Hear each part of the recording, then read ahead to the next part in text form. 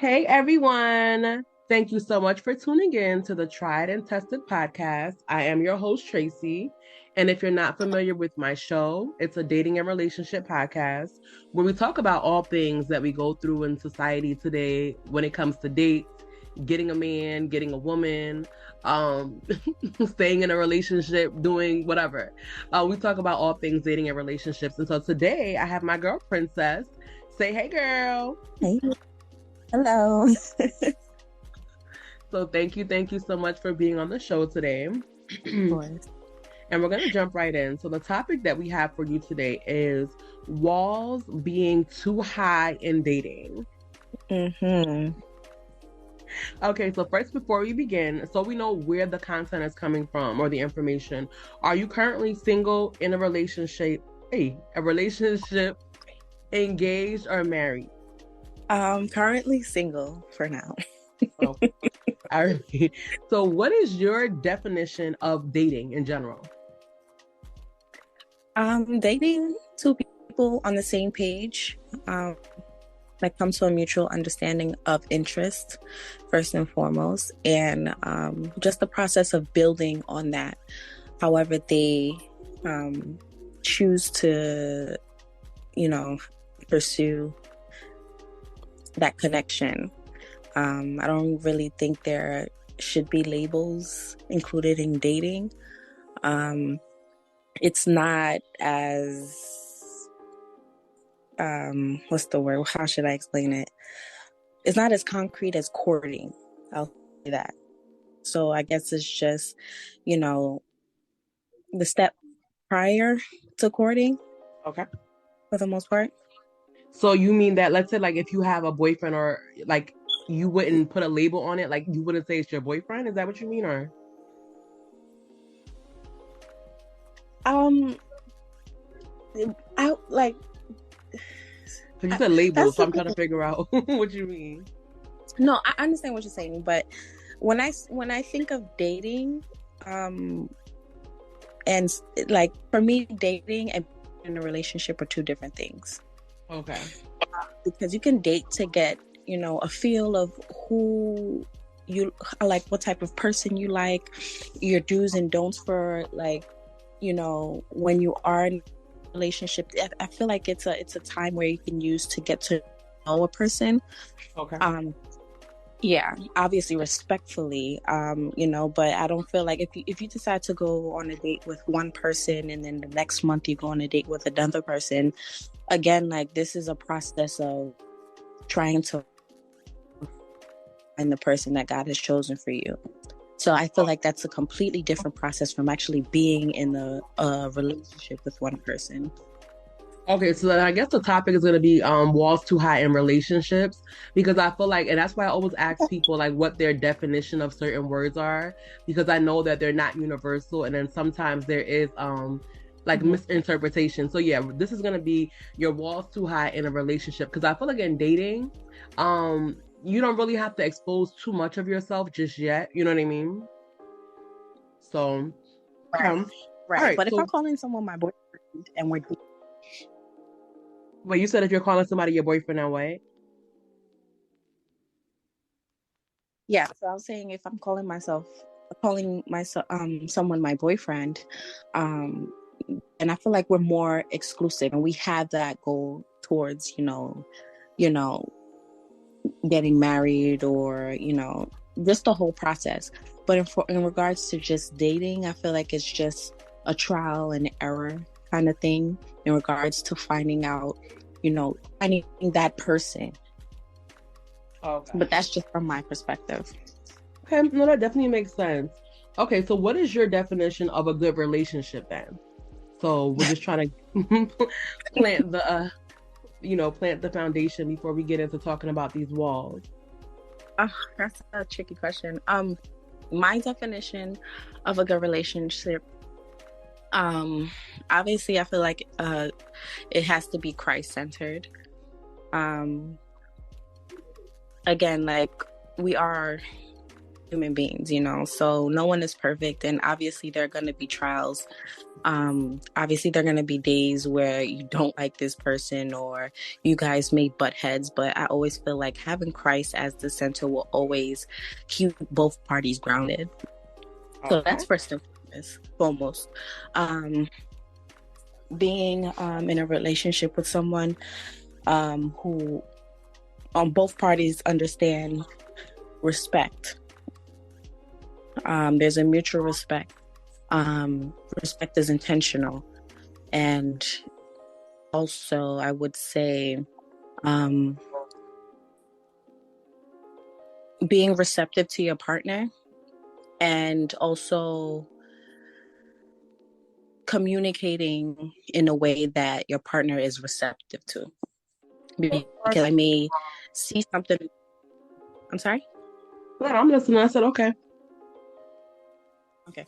Yeah. So, I feel like in a good, healthy relationship, both parties need to be receptive to how one another receives information. I'll use this as an example. If your partner doesn't like flowers, but you think your partner will like flowers just because she's a girl or a woman rather, that's not, you know, that's not healthy in a way, because it's like you're not gifting this person or showing this person your affection in a way that they're receptive to. So I feel like being receptive is also very important. Okay. In relationships. All right. So then, would you say that the beginning stages are the best time of a relationship? Like when you guys first officially get together and all of that, do you feel like that's where it's less problematic normally? I don't think that it's the best part of the relationship. Honeymoon, the honeymoon phase will always be sweet. I feel like the phase where you guys truly understand each other, like you get past the honeymoon phase and, you know, you see your person as star and you guys are genuinely building. I feel like that part is more, that I feel like I appreciate that part of a relationship as to the honeymoon phase. Okay. All right. So obviously, I've spoken about in other episodes that I believe that the best way to go into a relationship is to build a friendship first, right? Because I believe that Of it course, I agree allows you. 1,000%. Oh, I'm sorry. What'd you say? I say I agree 1,000%. Oh, yes, because I feel like it allows you to kind of feel comfortable. It allows you to be free and to really be who you are. So that there is no confusion about who you guys are getting into a relationship with. So you guys can see each other when you're happy, when you're annoyed, when you're mad. And you also do get a sense of the communication styles. So obviously the topic today is walls too high in a relationship. So what is your definition of a person's walls being too high in a relationship? I would say when they allow the wall to interfere with the growth and the health of the relationship. Obviously, we all have our traumas, we all have our things that we deal with, and how whatever defense mechanism you may or may not have in regards to what you've dealt with in the past. But when it starts to affect the now, like the person that you're intentional about, the person that you love or may be growing to love, when you allow those boundaries or those traumas to interfere, come in between you two, I feel like that's pivotal. Like I feel like that's when it's like, okay, maybe some reevaluations need to go in. Probably need to take a step back and, you know, deal with that and heal. So yeah, I feel like that's when it becomes problematic. All right. So would you say that that is something that usually comes into play towards, I guess, the demise of the relationship? Like, do you feel like that's something that, I mean, I don't know. When I think of walls too high, I think that it could kind of, that's when the relationship is kind of going to end, right? But I think it begins in the beginning when you guys start to see your differences as a couple. But Yeah, I guess I'm trying to figure out like where do you feel like that saying normally comes into play? Like, is it after your last relationship, you've been told your walls are too high and now you have to get help and fix it, or what do you think? I feel like usually when things are more casual and you're just getting to know a person, it's something that you may or may not be able to notice. But I don't think that it would be something that's like a deal breaker. But like when you're actually like in the relationship and growing, and like when you reach a point where like, yeah, as a couple, we're supposed to be growing or we're supposed to be at another stage, but due to you having your walls too high, due to you not trusting me because your walls are too high, or confiding in me, and certain things that come with letting your wall down, like the vulnerability that comes with that.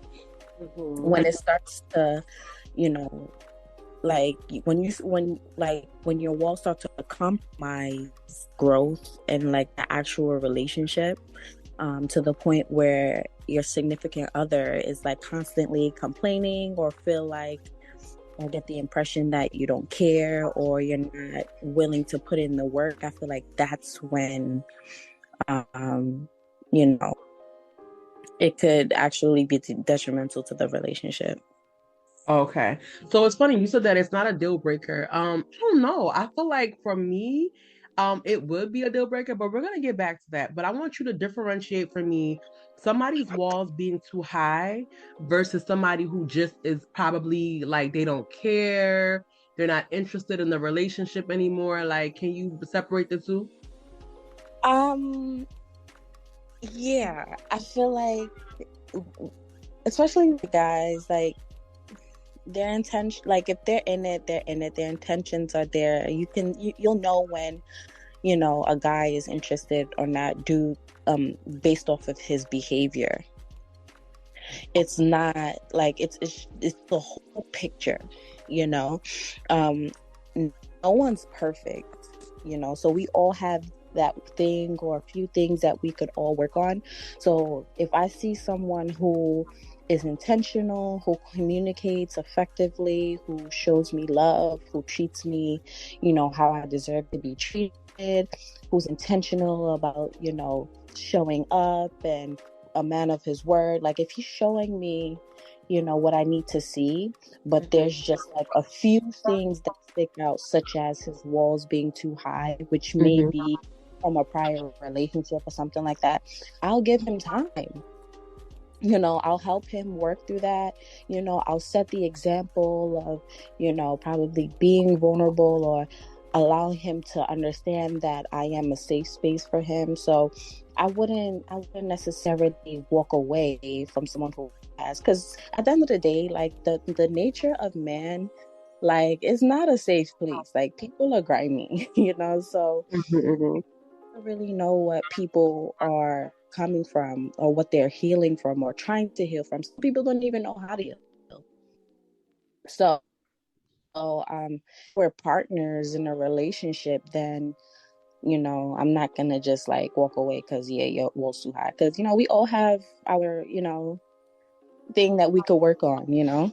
But some of these guys who's just like, I see you when I see you, I'll call you when I want to call you. You're not intentional. You don't like, you'll know when you come across someone who's just not serious. Yeah, yeah. And I mean, like I said, for myself, I mean, I have to actually think about this after the episode because I feel Mm-hmm. like for me, is it a deal breaker? And I think that depending on, I guess, what area his walls are too high in, for some people, their walls are too high concerning finances, right? And then for Yeah. some people, it's like they just become like you talking to a wall. Like they Yeah. cannot deal with any sort of confrontation, they can't deal with any sort of, I don't want to use the word pushback, but that's like the example I'm trying to give, where if you don't agree with them, and I've noticed that. I remember back in my days, you know what I'm saying, when I was just like, you just be out at parties and stuff, or lounges, or anywhere when you meet people.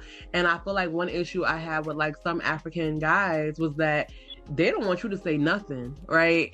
It's Their way or like, the highway. right. So I'm like, I don't know if that's a wall, but for me, that part is a deal breaker because I just think that if we cannot understand each other and we cannot move and grow together, then, but like I said, if you are friends, I think that this walls too high situation wouldn't be as bad if it's someone that they trust, if they've allowed you in as a friend.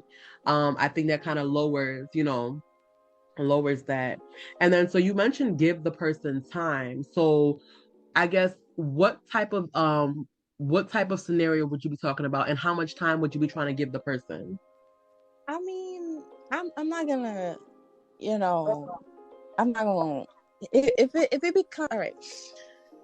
So if it starts looking like red flaggish, like when you start to compare, like when you start to, you know, be realistic about a situation, especially if you guys are working towards marriage, and you see that, this person isn't at least trying or working towards it or being intentional about it, and his walls are high in places that are crucial, especially for marriage, like finances and stuff like that. Like, if we can't be vulnerable and transparent with one another about things like that, then that's a red flag. Yeah. But if it's walls in regards to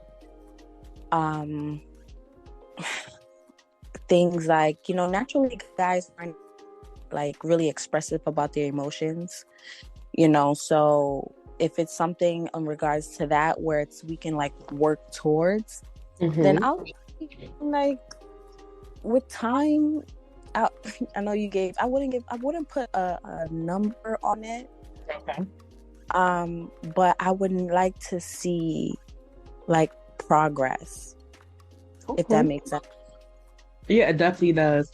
Okay, so with this walls too high, do you feel like it's usually an issue for women or men? I think it's men. Like, I feel like, again, especially within like the African community, especially Nigerian men, they're very, they pride themselves on being like macho, so when it comes to letting that go, or just like putting that wall down, or like, especially if you have that village mentality where it's just like my way or no way, it becomes very, tricky. But I feel like we're naturally submissive. Well, most of us are, these days we don't like the word, but it is what it is. So we have, an easier time being a bit more vulnerable. But I feel like guys, or they're not really, used to getting in touch with their emotions and, going through, that whole process of letting your guard down. So I would go with men. And it's interesting. I mean, for me, I would go with women because Really? I thought, yes. I mean, like, there are men. I feel like when the man finds the right person, perhaps, well, actually, I don't know. Because I'm thinking about different situations here now. I do agree that with men, like, if they open up to a woman one time and then the woman like messes it up, he's done for. Like, he's not opening up to any other. I saw this guy on Instagram talking about he opened up to his ex about something, and I think that when she got upset with him, she threw it in his face, and it shut him down for life. And I'm like, oh, Jesus. But I also feel like with women, like, I feel like their walls are too high because women are looking for love, and so they probably have higher expectations more than men. And when a man lets them down, it's kind of like they build a wall, literally, like it's a brick by brick by brick, until it's like the woman is cool until something goes wrong, and then she goes into a different mode where it's like a defensive mode, right? And it's like it becomes almost masculine to me, like, that I've seen like women behave that way, where it's like now you're in protection mode. And so you'll see women who people will be like, oh, she's crazy. Like, she'll go through like several different emotions at once. And, she'll get angry. She'll get, you know what I mean? So I feel like with that, I don't see that behavior from men at all or as much. You know what I mean? So I feel like in that case, I would feel like women are the ones, because it's like you haven't necessarily dealt with your issues. And I had spoke about this on another episode, because I feel like there needs to be like a breakup routine. Like there has to be something that allows people to truly self-reflect, to truly get the help that they need. Because even if you were in a relationship and you believe that you were the most perfect person and he was, trash or whatever, he still affected you in some way, and you're not the same person you were when you entered the relationship. And so Right. people need help. And I think that, that's something that's missing, which allows the walls to be too high. Because you may think that, oh, well, all the men I meet are this way. But with each person that you met, they did something that kind of put you on alert. And so women just kind of be like, okay, whatever. And then you meet someone else and kind of do the same thing all over again. But you never unpack any of that baggage. And so I do kind of feel like, that it could be women. It really could be women. I feel like women are just naturally more expressive. That's why we see more women behaving in such a manner. Mm-hmm. But I don't feel like that excludes guys from, behaving that same way. I feel like they just do it in more confined spaces. Mm-hmm, mm-hmm. I feel like that's, but in regards to actually, because I feel like with women, once they find someone, especially those type of women, once they find someone who in the slightest way, acts like a better, version of what they were expecting, their walls will come crumbling down. Because even with that reality, a lot of people aren't like self-reflective, or like they don't take the time to look themselves in the mirror. Because you mentioned they complain about meeting the same person, but it's just like, what are you doing that's attracting the same person? Mm-hmm, mm-hmm. Like a lot of people, especially, they're not asking the right questions. So it becomes a bit different when it's just like a wall of defense in regards to my last relationship, it didn't work out, or like you mentioned, I tried expressing myself one time and my ex just tore me to shreds, as compared to someone being an incubator for their traumas. Okay. And then like unleashing it on their next victim. So I feel like it's trauma bonding, or like, is it something that you experienced in your past and you're intentionally trying to work on it, or is it a crutch? Because then that becomes toxic. Yeah.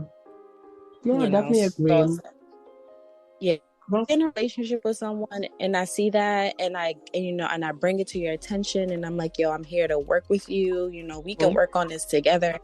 But a lot of people, they're comforted by their traumas, like they like that sympathy play. So if I do that, as opposed to I'm coming from a rough relationship, I'm gonna try my best to work towards this with your help, just be patient with me. And that's different energy from it is what it is, this is what I'm coming from, this is who I am. Then it's a different conversation. And I think that's something that people forget about in dating and relationships, that like you will have to work through some things. It's not going to just always be like happiness and joy. And even if you have regular arguments, that's normal. But people don't remember or seem to realize that you're dealing with people who've been through some things. And it's like, that's something, it's like, do you want to deal with that? You know what I mean? Because some of us, we don't like to deal with kind of like with issues. It's kind of just like you just want to live your best life, and that's that. So I can definitely I can definitely see how that can be interesting. So yeah, that's another reason why. Go ahead. I'm sorry. Go ahead. No, go ahead. No, I'm saying that's another reason why I don't entertain that honeymoon phase. Yeah, it's cute, but it's not reality. Like after that honeymoon phase, when those traumas start to peek through, when you're triggered by what someone may say or do, when you really see if you're compatible with this person, especially for a long period of time, that's when I'm more interested. Yeah. Because nobody's showing no one's showing, their scars in the honeymoon phase. So I'm not, it's cute, but But I think if you're friends, though, it's not really a honeymoon phase then. It's really just like a friendship that grew into a no. relationship. You know what I mean? Because Mm-mm. typically your friends know more. Like for me, I know I have two guy best friends. I would never date them, but I'm just giving an example that like Exactly. your That's my friends know point. more. And you know, like no, but I'm not saying I would never date any of my friends. You know what I mean? But I think that especially with men, like it's like they let their guard down more. So I guess they're more open. But It's one thing that you different when you're mentioned. talking about friends Mm-hmm. and like when you cross that line and it becomes, more intimate on the feeling end. Like you don't approach the same person when you say that's my friend or compared to this is someone who, I'm intentionally trying to be with, But if your friend you know. already knows you, like, so I get what you're saying, but I'm talking about a situation like, so for instance, like, I know that some people who intend to court, what the men do is they actually decide that, listen, I'm going to start a friendship with this female, right? And so when they Mm-hmm. begin that friendship, it's like it may or may not go anywhere. So you guys are, because there is no like no deadline or no anything, you guys are just kind of flowing. And then, you mentioned trauma bonding earlier. Like sometimes that happens with friendship. Like let's say you guys are just Mm-hmm. kind of getting to know each other and then something happens with the family. As their friend, Mm-hmm. they're gonna now talk to you, right? And you're not Right. judging them because you're doing it from the angle of friendship. And so I think Mm-hmm. that with something like that, like when it's time or when the man feel like he realizes that, oh my God, I really do love her, things change. But I think that it's a little different when you have that foundation. Like I'm more Yeah. willing to open up to someone that I already know and trust and I know things about, as opposed to somebody I met and I'm just trying to like look and keep up, a certain way or behave a certain way so they'll continue to like me. So I think that that's kind of like the difference with the Yeah, I type. agree with that. Yeah. But something you said was so true about Nigerian guys. Um because it's true. Like I think that I dated a Nigerian guy and I really thought I was gonna marry this guy. And it's just kind of like when something, it was a big something, but when it went left, it's like this man was like a light switch. And Yeah. now it was kind of like I'm gonna get you before you get me. Like it's like you're not gonna one up me, like you're not gonna get over on me, you're not gonna play me. You know what I'm saying? So like those are an example of somebody that it's like your switch goes off when you feel like, okay, I gotta put my walls back up, and then you become a new person. It becomes deadly once that pride kicks in. That Yes. defense comes in with that pride mixing with a little bit of that wall. Like it's not a pretty sight. It's not. Like And it's a real. it's like, oh, I'm sorry, go ahead. No, I just said it could get real petty real quick. And that's the thing. So the situation that I'm talking about, like I think let's say like it was January. It Mhm. probably got petty from like January till June, right? And at that point, of course, we're broken up. And then from like June to like November, this guy was like on a like rampage trying to get me back. You know what I'm trying to say? And in my mind, it was like, wow, like it took you this long to play all these silly games, and just for your pride, in order for you now to still want to date me. You get me? Like, I Yeah. never went back, but it's just like, yeah. So I get what you're saying. So as we're wrapping up, so what is your advice that you would give to people in these situations, like people who are suffering or struggling with their walls too high, not knowing when to let them down? Because if you let them down for everyone, that may not be a good thing either. You know what I mean? So, what is your advice to someone in this type of situation? Um, the only thing that I can really say is to get to know yourself again. Um, and just try and you have to have an honest conversation with yourself and figure out, why your wall is so high with, like, pinpoint where things went left. Get to understand the things that trigger you, that causes you to have your walls up so hard, so high. And, through that process, just find balance. I would never tell anyone that, just drop your walls down, just so you could get a relationship and get married and, life goes on. I would never be that insensitive. But I feel like balance is key. So just being intentional about looking in the mirror, having that conversation, looking within, praying, that God gives you the discernment that you need to know when to let your guard down and when to, keep it in that neutral zone where you protect yourself, but you're open enough to allow who God has brought to you. So that would be my advice. No, that's good advice. I think that's really, really helpful. So before we head off, if anybody of the listener, hey, what language am I speaking today? If any of the listeners want to get in contact with you, where can they find you on social media? Mercy. Yeah, I guess Instagram. My handle is _p.n.e_. For the most part, yeah.